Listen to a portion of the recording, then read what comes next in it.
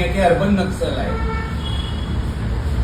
आज सगळी लाज सोडलेले महाराष्ट्राचे मुख्यमंत्री खलनायक देवेंद्र फडणवीस असं म्हणाले की पोलिसांनी जी कृती केली, जो लाठीमार केला तो योग्यच होता, कारण ही माणसं दंगल भडकवली होती.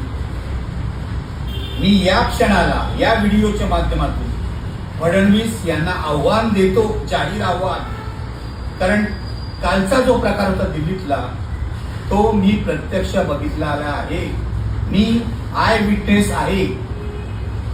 1 लाखभर मुलांनी जर दंगल करायचं ठरवलं असतं तर दिल्ली पेटली असते. लक्षात घ्या, संसदही शिल्लक राहिली नसती. पण ही मुलं शांत होती, एकमेकाला समजवत होती, त्यांची डोकी भडकलेली होती, पण कुणीही काही गडबड केली नाही. फडणवीसांना माझं आव्हान आहे, हिंमत असेल तर जाहीर चर्चेला तयार आहे. हिंमत असेल तर. मी बघितलेलं आहे डोळ्यांनी, तुम्ही नाही बघितलं. तुम्ही मोदींची चमचेगिरी करताय, तुम्ही अमित शहाची चमचेगिरी करताय. मुलींच्या कपड्यांना पोलीस हात घालत होते, मागून मुलींना दांडे मारत होते. माझ्या कॅमेरामॅनला जखमी केलं, त्याचा हात तुटलेला आहे. असंख्य मुलांची डोकी फुटलेली आहे.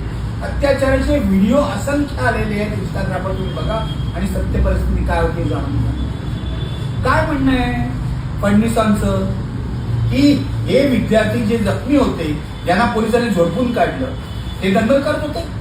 सिद्ध करा. उलट मी हे सिद्ध करू शकतो की पोलिसांनी एक ट्रक भरून दगड आणून ठेवले. ते दगड कशासाठी होते हे सांगा.